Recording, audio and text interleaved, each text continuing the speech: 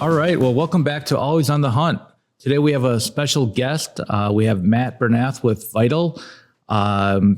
Really excited to have him on the show and this week because this is kind of what I've always wanted out of this podcast, was to be able to help integrators and the industry improve their business, their operations, work more effective and efficient. So we have a lot to go over.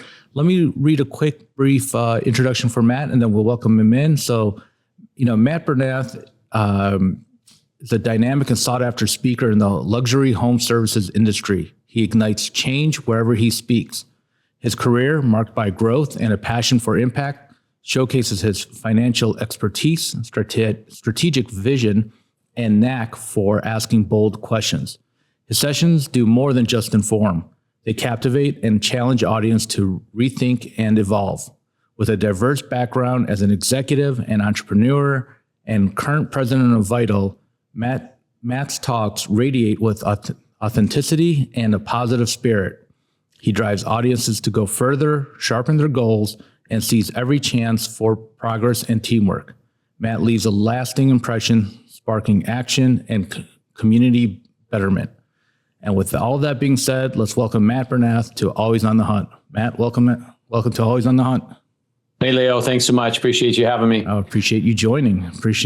So let's kind of start, a little bit of, with your background.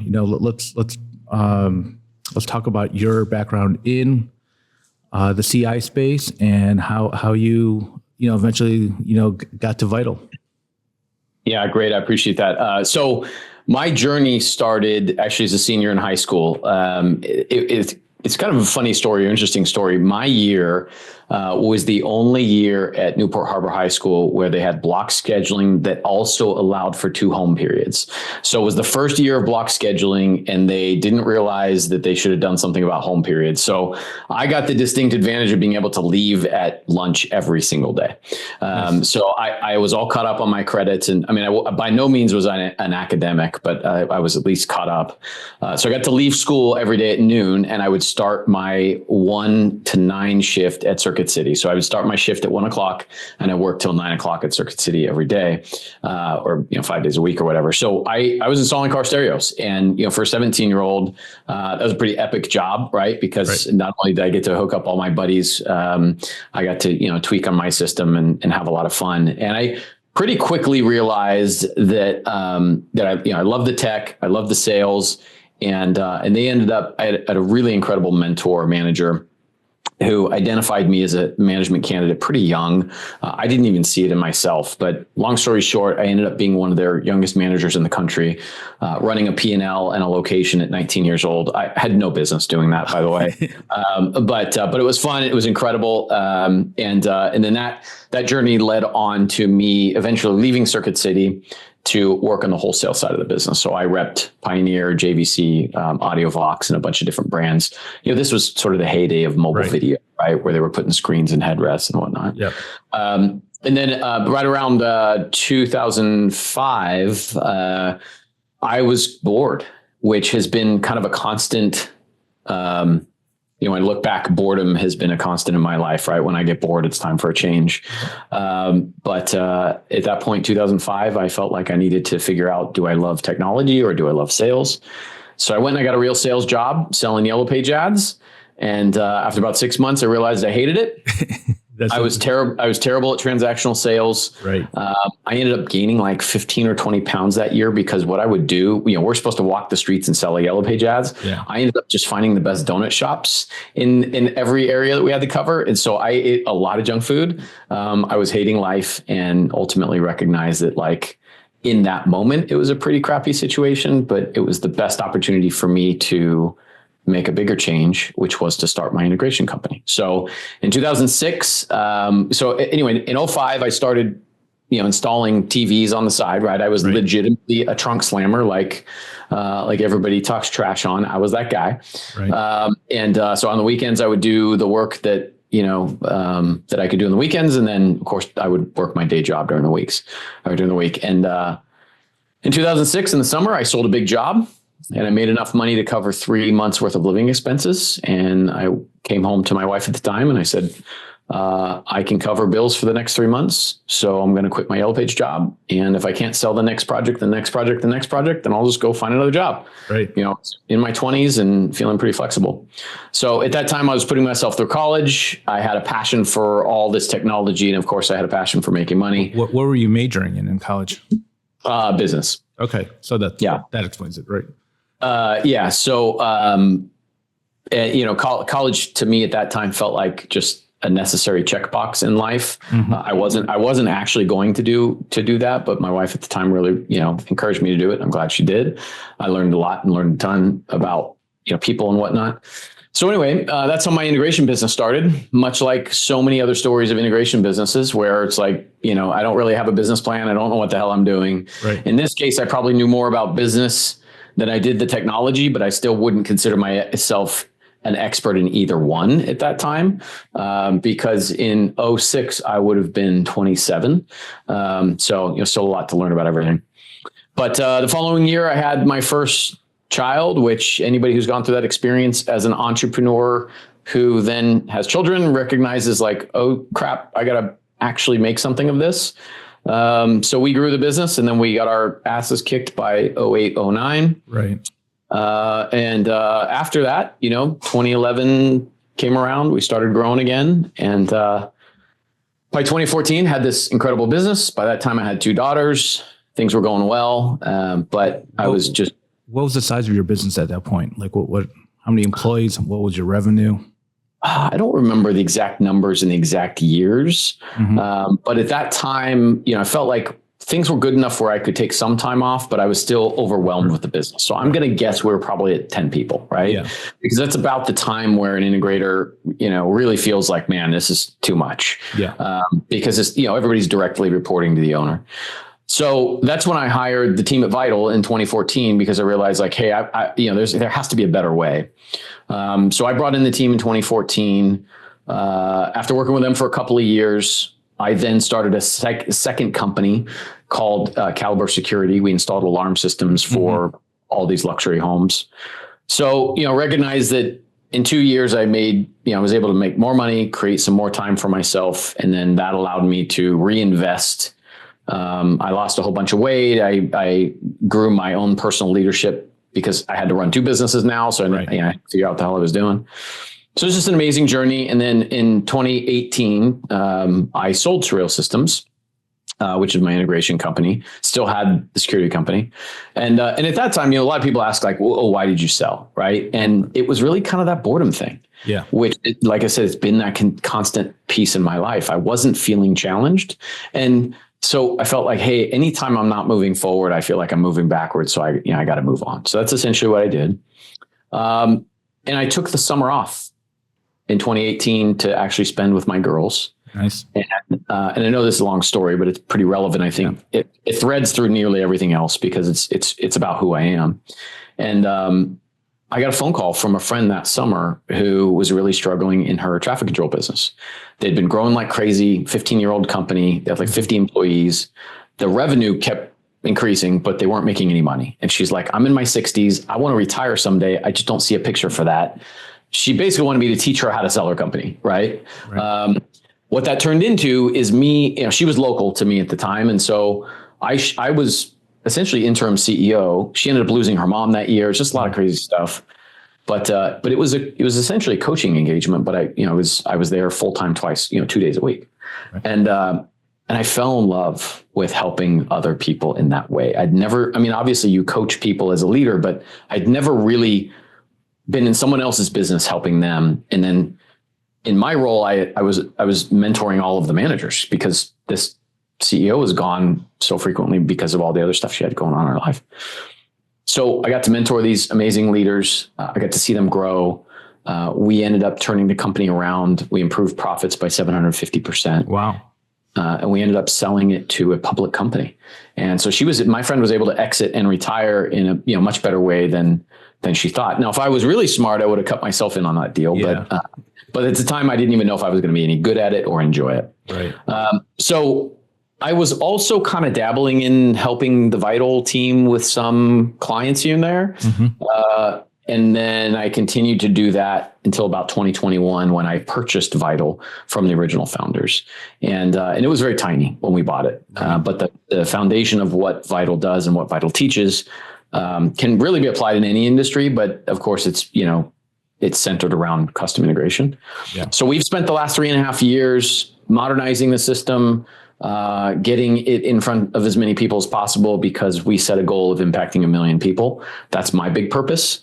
I saw how much I impacted those leaders that I mentored, and I'm like, man, this was an amazing feeling for me, and it unlocked new potential for them that they've never felt before. So anyway, that's my story. That's how we ended up here. Yeah, no, thank you for sharing it. All right, and it's a great journey, right? Because like it's amazing how you can't always expect to take that linear path, right? Life takes you on all these side quests, and then it ends up being the main quest, right? But for the listeners who might not know you or Vital, why don't you give them a quick, brief summary of what Vital does? Yeah. So Vital helps custom integration business owners to build businesses that they love, that gives them freedom of time and money. So most entrepreneurs, that's what they signed up for. Hey, I want to start my own business so I can have more time and have more money. There's a low percentage of people who end up getting there. Right. And we're helping specifically integration companies, but of course, luxury home service businesses as a whole are dealing with the same issues. So we're helping them build businesses that they love. Many owners currently run businesses they hate. I know what that's like. Yep. And so that's ultimately what we do. And we touch 3 primary areas. There's a lot more to it, but we essentially touch the sales and marketing piece, the people or team building piece, and the operations and production piece. So we call it building out sales certainty, building a trusted team, and profitable production. Okay, well, perfect segue, because I wanted to, as my background, obviously, let me actually jump back. I wish Vital was around, when I was an integrator, right? I would have definitely benefited from those services. We ran a very successful integration company, top, CE Pro, top 50, so forth like that. But you're right. I hated the business. It was too stressful. Everything that I wanted out of it, I didn't get, except for like headaches and drama and so forth like that. And, from the outside looking in, we looked great. From the inside looking out, it was a little bit of every day just putting out fires and chaos and at the end of the year being like, where'd all the money go? Right. So yeah. I very much can feel for what you guys are doing and really wish you guys were around a few years earlier. But let's start with one of those pillars that you mentioned as far as team building. Obviously, that's something near and dear to my heart. Now as a recruiter and trying to help companies build out good teams and so forth like that. Let's talk about that. How do you approach it? Like where do you start? When you sit down with a client and say, and reviewing their team, like where do you guys start at? It's a good question. The starting piece is usually, right people, right seat kind of conversations. But the team is an ever dynamic, ever evolving piece of the business. And what we often find in integration companies is the hiring and training happens through chaos, right? And so oftentimes we end up, meeting with an integrator and we'll ask them, hey, I mean, one of the easiest ways to determine where to cut the fat is like, look, write down all the names of your team and then scratch out anybody who, if they came in and resigned today, you wouldn't miss them, right? And that's it's a pretty easy conversation. And then what you start to do is you start to unpack, well, how did that happen? How did they get here? Why are they still here? And kind of addressing that, because in many cases, and you've probably seen this or talked to some people who've left organizations because of the cancer in a company, and many times the unlock for growth in a business is just removing the cancer. That like sometimes it's that easy, right? Or sometimes it's that hard because the cancer is usually like the top performer, right? Right. Yeah, that can be the case. Yeah. So some of it is unpacking that, right people, right seats. But, I think ultimately everybody that we talk to wants a better culture, right? Like that conversation comes up often, and then they struggle because they're like, oh, I'm challenged by this. And then it's funny when you describe, when we see an owner describe the culture that they want, and then we put a mirror in front of them, we say, okay, how much of that culture are you bringing every day? They're like, oh shit, by the way, a lot of our engagements are very vulnerable. And it's not everybody loves that, but they go, oh, I really don't do those things, right? I don't show up for people, or whatever the case may be. And there's no shame. Like, we don't bring shame into this. Shame is a useless emotion. But then they realize, like, oh, so you're saying that in order for me to install a culture, I first have to bring that every day. Yeah. Or I just decide that the culture that I bring is the culture that I bring, and this is what we're going to build on, right? Because in the space of alignment, where the culture aligns with the owner, you have a path, right? It may not be your ideal path, but you have a path. Right. It's the misalignment that causes so many issues, right? Yeah. Where the owner's like, hey, why aren't you guys doing this? And they're like, well, why aren't you doing this? Right. Well, and again, you see that a lot with entrepreneurs. There's always the rules for thee and not for me type of mindset. Like, right, with like, here's our operations, here's our process, procedures, culture, and then the owner does none of it, right? And they don't understand how much of the roadblock they are. Yeah, and it doesn't come from this place of malice. No, oftentimes when we start digging, even with the hardest of personalities, I mean, we work with personalities all over the board. Mm-hmm. Even with the most difficult personalities, when we start digging, there's usually like these aha moments, right? Where they didn't realize this was happening.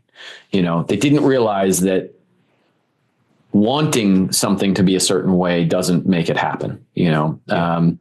So, and a lot of times just lack of self-awareness, right? Like they just don't realize, the impact that they're making on daily operations. And sometimes if they would just get out of the way, it would actually be better for them. Right.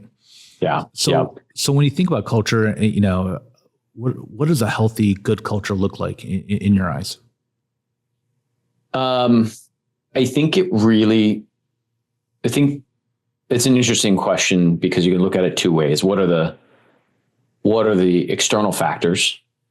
And then, what are sort of like the internal factors that are required to make that happen? So I think externally, or how it would show up to a coworker, a leader, a manager, or even a customer, mm-hmm. is employee engagement. And that's a widely overused term, I think. And what that really comes down to, I think, from an owner's perspective, is people showing up like an owner. And then that's almost that's almost a toxic phrase that's thrown out there, like employees showing up as owners. And the way I think it's toxic is that when owners think their employees are going to show up as owners, they think they can just step back and they'll just do everything. It's different. Mm-hmm. When an employee shows up with an ownership mentality, it's that they're actually taking ownership and responsibility of the work they're doing. It's not that I'm going to run your business for you and you're going to go off and buy Ferraris, Lamborghinis, and take vacations, right? So I think from an engagement perspective, when most of the employees in a business are engaged, feeling responsible for their work, they're connected to the purpose, they understand that their work is meaningful, they themselves are growing. There's either a path for growth internally or externally. Mm-hmm. There's mutual respect amongst team members. But I think the most important measurable is the team achieving goals. Yeah. Right. I mean, you look at sports, and I'm not a huge sports fan, but I use sports analogies, so go figure. Right. But, what's the measurement for a successful sports team? Winning. Right. The Dallas Cowboys might be unique in that they're like one of the most successful franchises in terms of making money, right? They're incredibly profitable, but I don't know, they don't win that much, right? Yeah. Well, they do, so they might until the playoffs, right? Yeah, I don't know. I don't know. Again, I'm not a huge fan, but I hear the things, and one of the things is like the Cowboys never win, but damn it, they're a valuable franchise. Yeah. So I think that's the biggest measure. Like if you were to step into an organization, or any one of us would step into an organization, we could certainly jump into the weeds of engagement and respect and growth and all that stuff. But like the first thing you just need to look at is like, okay, are we achieving goals as a company? If we're not achieving goals as a company, chances are there's something inside of the team, whether it's culture, people, or some mixture thereof, that needs to be addressed. Yeah. Yeah. You mentioned, as far as like, the shared purpose and so forth like that, and having goals aligned and the mutuals, like as leadership tries to implement these things, like where do you think people fail, like in doing these things? Because like to me, so much of this is common sense, right? Like, yeah, of course you want to like sit down with your team, you want to explain to them where they fit in, you want to make sure they understand like what their role is and how it hands off to the next person and so forth. You've seen a lot, right? Like where are these pitfalls? It's great. A great question, because what comes up for me, I literally go and I sit next to Matt as a 19-year-old retail manager. Mm-hmm. I sit next to Matt as a 20-something-year-old brand new entrepreneur. And like, all I have to do is sit next to myself from the last 25 years and I can see all the examples of shit not to do. Right. I mean, it's like, and that's why I laugh, because, I still have work to do, but I'll tell you what, if I was able to just mentor myself from, 20 years ago, it's incredible how most leaders are trying really hard to be great leaders. Like I truly believe that, and I see that. Mm-hmm. And that was true for me all, throughout my history. But we're trying to do all the things that we think we need to do, when the reality is just showing up and building trust is the main factor.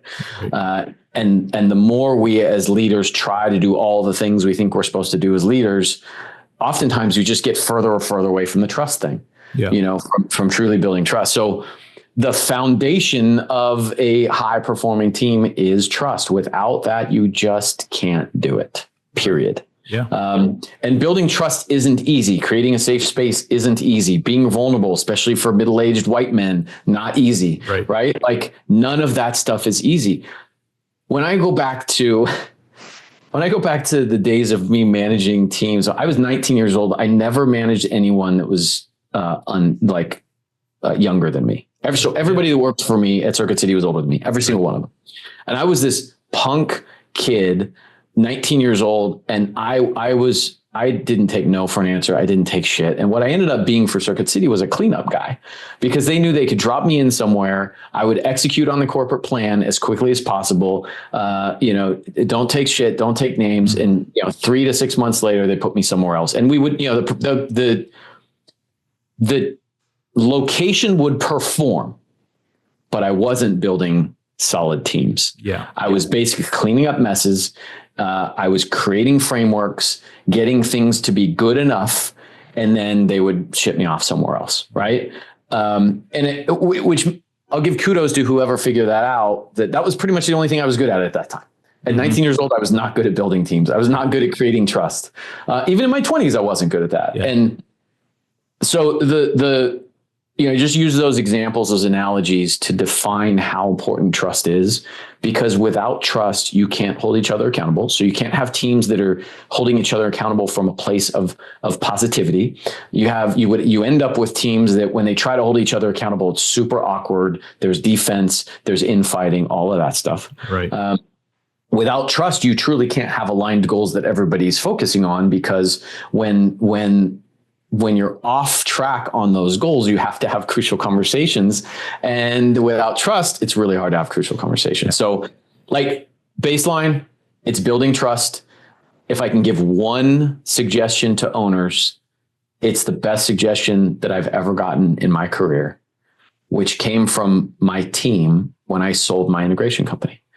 At the time I was working with a mentor, and he said, "Hey, Matt, this would be a really interesting experiment. You sell your company, you take every one of them out to dinner or lunch, and you ask them a series of questions. It's like a reverse exit interview, right?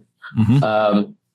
And there are two really incredible things for me that I'm so grateful that I took out of that conversation. One of them is that my entire team, this resonated. I'm pretty sure they didn't share notes, right? But my entire team told me that I was not as vulnerable as I should be, that in their eyes, I was not even like human. Right.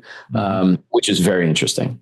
So that was a big thing for me. And I've continued to work on that. What is it? 8 years later. I mean, I'm now more vulnerable than I ever have been. But it's a millimeter at a time. Right. The other piece was many of them suggest, one of the questions was like, hey, what should I do next? And many of them suggested that I should be a consultant or a coach or, whatever the case may be. So that was kind of how sort of the universe put me where I am. But yeah, vulnerability. Yeah. It's incredible, Leo, when a manager or leader shows up vulnerable, even if they don't have all the answers. Yeah.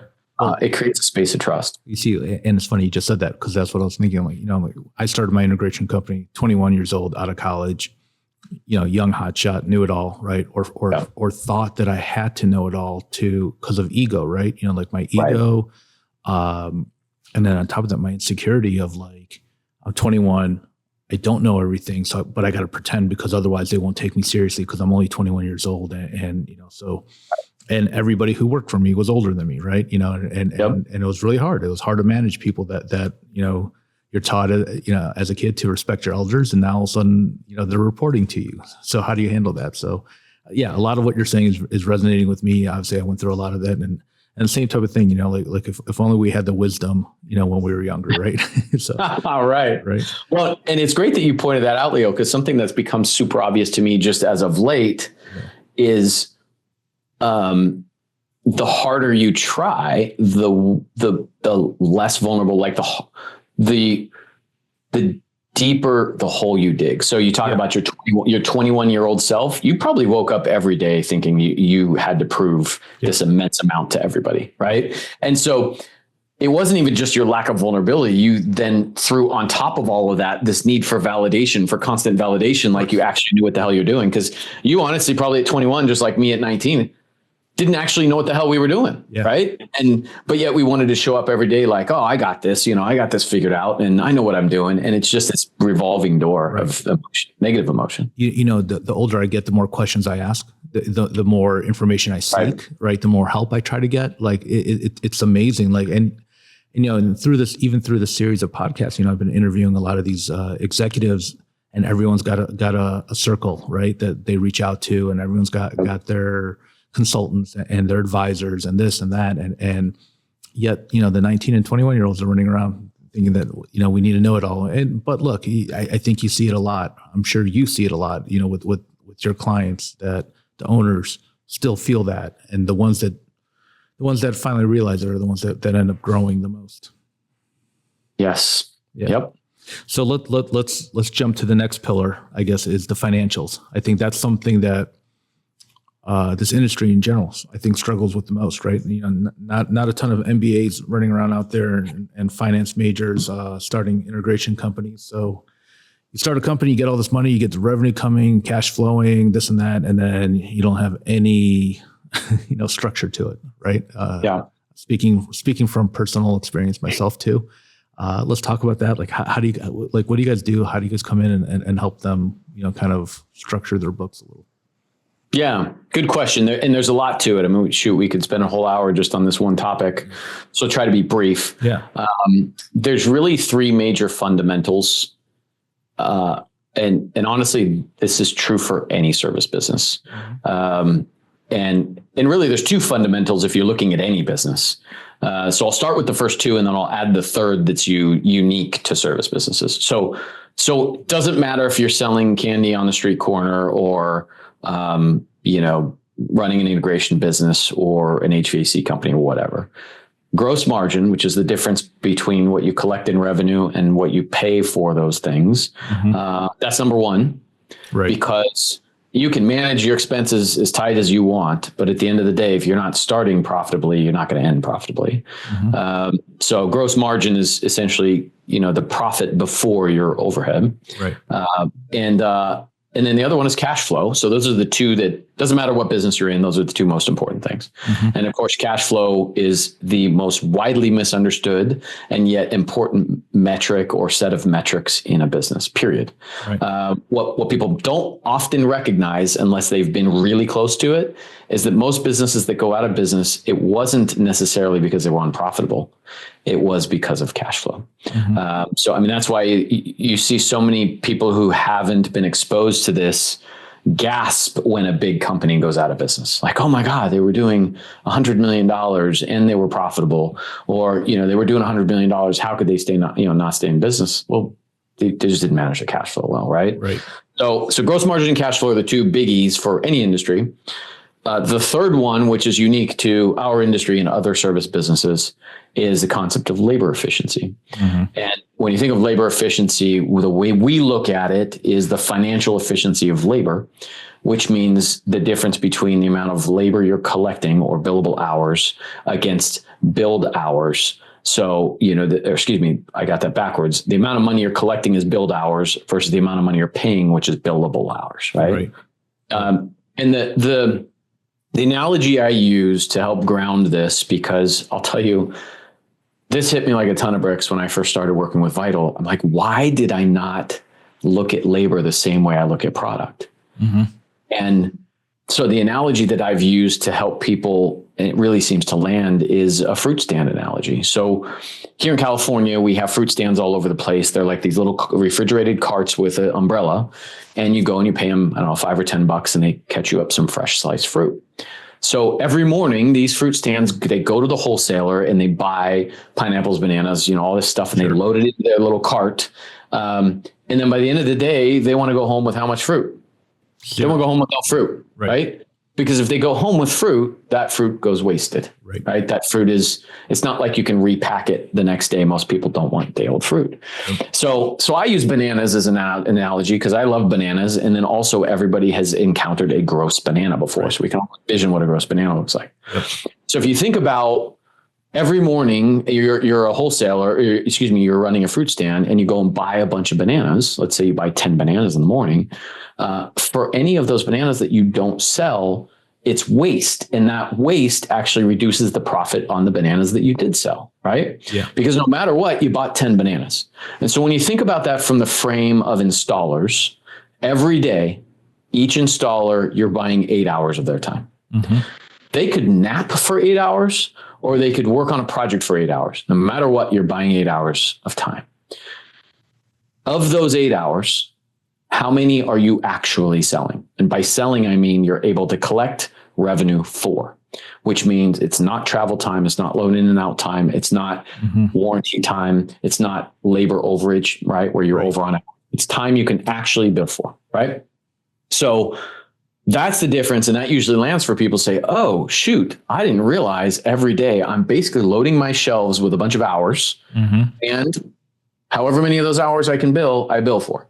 Now, it's not as pretty in our world because our world, we're dealing with lots of projects and lots of stuff. It's not as easy buying, selling bananas, but the concept still holds true. That if I sell 5 hours or if I sell 8 hours, the profit on the hours that I sold is vastly different. So that's the labor efficiency piece. Right. And I like the analogy because you're right. Like your technicians, the only thing you have to sell is their time. Right. And if you waste their time, it's spoiled and you get zero value out of it. Right. So running that efficiency and understanding, I think one of the things that a lot of companies struggle with is actually charging for their time, enough for their time. Right. And then on top of that, marking it up enough to understand that you still have to factor in, all the other time that you're not going to be on site. Right. So I think that's one of those, profit leaks that you guys probably run into a lot. Absolutely. Yeah. And the other, to add to that, and obviously I'm passionate about this stuff so we can change direction when you're ready, but on top of what you just mentioned, the gross margin of the entire business goes out on the backs of the installers. So if you think about our industry, imagine we didn't sell product. So the only way we made money was on labor. Then okay, you're purely managing labor. Right. But of course we sell products. right? We sell products and services. So, but those products only get sold when they're installed, right? So you only recognize revenue when that stuff gets installed. So there's the other component. If you're out doing a bunch of warranty work or you're over on hours, there's no additional gross margin coming in. Right. So it exacerbates the problem, right? The labor profit leaks aren't just profit leaks on labor. They're opportunity costs to sell more product with labor that technician isn't doing. So if they're stuck on job number one and they can't start job number two, all that gross margin that's sitting there on job number two is literally just sitting on the sidelines, right? And so it's a big math problem that most owners don't feel like they want to figure out. They'd rather just stay busy, and that busyness creates a cash flow situation where they feel comfortable, right? Like, hey, I got enough money in the bank, I'm cool with that. And again, there's no shame in this because this stuff initially feels complicated, but then the way we teach it, it simplifies it, right? And that's the only reason. I mean, honestly, that is the only reason I was able to go and help my friend in their traffic control business was because of everything I learned from Vital and the integration company. It fully transferred. Yeah. Right. Yeah. For sure. So anyway, those are the three key components. I did want to hit on one thing you brought up. Go ahead, because I did want to jump in. Like this whole conversation is giving me PTSD. So if you see my facial expression changing and that's what's going on here. There's a lot of old nightmares are coming back. Yeah, no, totally. Well, and it's shame because you're like, damn it, I shouldn't have known this. Oh man. But I mean, look, we deal with, sometimes we feel like we're therapists because we deal with this stuff a lot. But you mentioned that, our industry struggles with charging appropriately. Right. And what we've observed is, and this is probably a deep conversation for another day. There's a connection. It's a mindset shift. There's a connection between psychology and child healing. I know, bear with me for a second. No, psychology and child healing and self-worth and entrepreneurs who are charging appropriately. There's actually a connection there. There's studies and research between the two. And so, one of the things that I'm gradually and very gently, because we're an industry of, middle-aged white men, I'm gradually and gently trying to push on all of the people in our industry to be like, hey guys, we need to start realizing that we can help each other by just becoming a little bit more vulnerable about who we are, recognizing our self-worth and actually charging appropriately for it. Because a lot of the smaller integrators that I run into, these companies that are 10 people or less that just have been stuck, they cannot grow.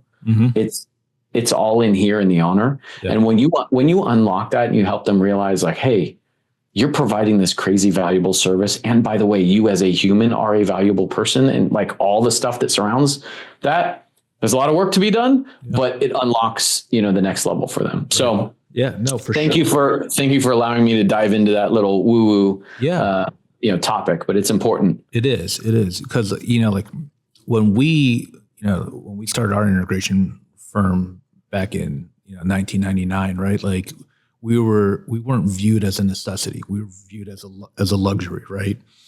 And as far as the mechanicals go, the electricians and the HVAC and the plumbers, right? Like they were necessary and they were needed, and we always kind of felt like, a little bit like we're just so thankful for the opportunity, right? And forgetting that, hold on, like, no, these people need our services. Like technology is changing. They need us. And that's a lot. That's a lot. And by the way, I think it happens in a lot of different industries, in recruiting, I would say it's the same thing. There's a lot of times where recruiters will feel kind of beat up, right? with the negative stigma of being headhunters and this and that. And then no, we're helping companies quite a bit, and we're helping employee, candidates, so there's a lot of people have to understand their value. I think that's the overall, regardless of what you do. Absolutely. And charge for it, and recognizing when we are, when we're overcome with validation seeking behaviors. Yep. And we see it a lot in this industry, showing up as free service, showing up as giving discounts, showing up as, hey, I'm going to buy this job so that I can get an award for it. Right. And thinking that that's the way to, promote my business or market my business. Hey, that's great that you got the award. That's awesome. You could have done that without discounting the crap out of that job. Right. And so, or the free model homes for the builders. Right. Right. And again, there must be marketing and there must be a balance when it comes from a place of, validation seeking, which again, this topic for another day. I'm not even an expert, not even close to being an expert at this, so that we should probably get an expert on to talk about it.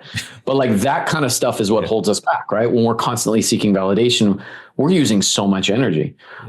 Where if we just stand there and say, hey, look, I'm valuable. This is what it costs to get me here, and I'm going to crush it. Right. Not only are you going to build a business that you love, but you're not going to feel empty by the energy that you have to spend to prove your worth. Yeah. And also walking away from bad business too, which I think is something that people don't do enough and I know that I've seen you post this a few times where you've had clients, walk away from some pretty large projects that they would think would have been great for their business, but probably would have, potentially even taken them under.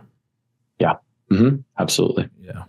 So, obviously, financials, a lot of data, a lot of metrics. Like what are some of your recommendations? Like what can owners look for, or what are some of the data points that you feel like they should be tracking? And there's a lot. And I think I'll answer the question fairly generally, because the biggest mistake or the most common mistake or even the most common feedback I hear is that people are like, oh, watch this podcast or I listen to you talk and man, there's all this stuff I have to be tracking in my business. It's overwhelming. And it's true. I mean, we have at Vital, we have 28 metrics that come out of our operating system, if you will. Mm-hmm. And it takes like a year or two to install our operating system into a business. So yeah, it's not easy. And that's with professional guidance. If people are trying to do it on their own, who knows? So the reason I don't love like just spelling that stuff out, I think it's a great question, is because people will hear it and they're like, oh, I've heard that before. I should go do something about this. And then shame. Why didn't I do anything about it? Yeah. And so the common mistake, I think, when it comes to metrics or numbers is to expect perfection. And I'll use just one example to highlight what I'm describing. Mm-hmm. I speak a lot across the country, and I'll be in a room full of, 50, 100 integrators. And I'll just ask the question, hey, how many of you are tracking your sales process from lead to sale? And it's like in a room of 100, it's maybe 5 or 10. And of course, immediately I'm thinking any integrator who's listening to this right now is like, oh my God, that's me. I wouldn't have had my hand up. Shame, right? No, it's not shame. Right. We're an industry full of perfectionists, literally an industry full of perfectionists. We put out the most crazy stuff, like the projects that we do, the work that we do is insane. It's incredible. Right. We are seeking perfection every day. Mm-hmm. And that perfection is what's getting in the way of us running incredible businesses. Right. Because we think if I can't be perfect at the tracking, then I'm just not going to bother with it. So then I usually follow up that conversation with, okay, well, how many of you could track these 4 things about your jobs very easily? Name of the customer or the address, project size, how they found out about you, and then one of 4 stages, whether they're not qualified, they were proposed, sold, or lost. Just 4 things. Mm-hmm. And every hand goes up in the room. Yeah, I could start tracking that stuff tomorrow. Okay. If you tracked those 4 things, just those 4 things, you would have a massive amount of data compared to what you have today. Massive. Is it going to be perfect data? No. Right. Is it going to be directionally accurate data? Yes. And directionally accurate data is all we need when we're going from having no data, right? We don't need to be Google with a data empire, right? We need to be somewhere in between where we are today and where we want to be. So that's sort of the way to highlight that the most common mistake that integrators and frankly most entrepreneurs make is we expect perfection and we just won't take action without it. So what we recommend folks do in the absence of perfect data or even good data is to find directionally accurate data. Follow the simple metrics. Right. So the metrics that you can pull out of the sales tracking piece that I just told you about is I can tell you what my close ratio is, of course, right? I can tell you what my lead velocity is. So how many leads I'm getting per month, per week, whatever. Right. That's important because if lead velocity slows down, I can guarantee you sales will slow down. When sales slow down, revenue slows down. Right. You can do lead velocity. You can also tell your biggest lead generation sources, right? So you can say, okay, where should I double down on my time and my money? Right. You can, of course, see your average project size. You can, of course, see, where most of your business comes from in terms of the general vicinity if you're tracking addresses.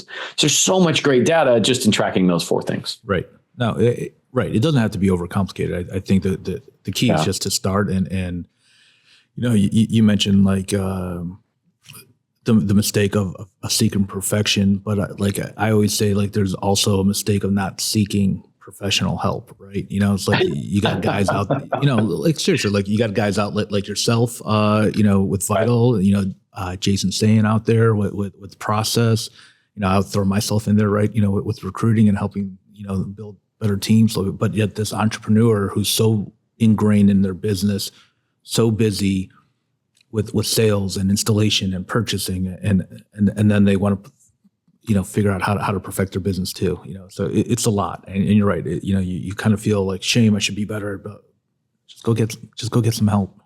It's out there. Thankfully, I think that's changing, Leo. And I don't know what is the reason for it, but we're seeing more and more people being open to getting help, which I think is great. Yeah. And I think what it comes down to is just us all continuing to talk about it, right? And say, hey, you're really good at XYZ. Hire everything else out. Yeah. And, I'll look through my own personal lenses. Up until, it's probably only been the last 5, maybe 10 years. Yeah. I thought I was good at everything, Leo. Right. Exactly. For the first, 30 some years of my life, I thought I was great at all of it. Yeah. It wasn't until the last 5, maybe 10 years, I realized like, man, the more I try to be great or good at everything, the less I'm actually achieving the goals that I want to achieve. So let me just kind of step aside and be great at 1 or 2 things. Right. And then hire out a team of professionals or a team of experts or outsource and, go from there. Yeah. It's funny. I talked to a CMO the other day of a large manufacturer, and I'm like, cold calling, cold emailing, social media. I'm like, what works these days? And he's like, I hired a really good marketing agency. I'm like, all right. Again, outsourcing to the professionals. They know how to do it better. All right. Well, let's kind of, I think we should wrap up a little bit here. We've kind of, hopefully the listeners are still with us. There's obviously a lot of great information that you've provided and obviously can provide. If you're going to give somebody, besides seeking help, one tip or one thing that they could do, today, what would you recommend them do? I would recommend them focus on their own personal leadership, because my happiness and business success grew so much faster when I actually got out of my business and started sitting with other people, other leaders, inside the industry, outside of the industry. But when I literally just, got myself out of the business. So I consistently see that as the number one opportunity inside of our industry and outside of our industry is, go work on your own shit. Go work on your own person. Go work on I know it sounds silly, but go heal your inner child. Go do the personal work. And there's so many great outlets out there. Like, Lewis Howes has an incredible podcast. There's so many unbelievable podcasts out there that kind of just talk about the human element of what we do in business. And I think the closer you can get to that as a leader, the more human you can become as a leader, and the more you can grow your own personal leadership skill, the business piece kind of takes care of itself. You start to attract people in your world that you never attracted before. And a lot of it becomes easier. Yeah, that's incredible advice. I didn't expect you to go that direction, but that's incredible. I remember someone telling me once, they're like, if you think about it, like what creates the most revenue for you in your life? And I was like, oh, I don't know. I think we make the most off of like home theater sales. And I'm like, no. You do. You make the most revenue for yourself. So until you start working on yourself and self-improvement and self-growth, like your revenue is going to be stuck. Matt, how does somebody get a hold of you? How do they get in touch with you and Vital? Yeah, a lot of different ways. So I'm on LinkedIn often posting, so that's a great way to reach me. My team is super active, kind of all over the place. But reach out to us. Email is hello@growwithvital.com. Our website's currently being redone, so but it's a decent opportunity, or excuse me, decent place to go. Just growwithvital.com. But really, the best is follow me on the socials. That's always the most accurate, up-to-date information on where I am, what I'm doing, what's relevant. And so I'm MJ Bernath. That's BERNATH. At Instagram, LinkedIn. LinkedIn is most of my business stuff. I do post a lot on Instagram as well, and then Facebook. So socials are really probably the best place. Perfect. Well, again, thank you so much for coming in. It's been insightful and a great conversation, and I couldn't be happier to finally have you on. Thank you, Leo. I appreciate your time. All right. Well, listeners, yeah, absolutely. So listeners, if you're still with us, thank you for sticking around. Hit the like, subscribe, 5-star rating would be appreciated, and hope to have you with us again next week. And in the meantime, good luck with all your hunts.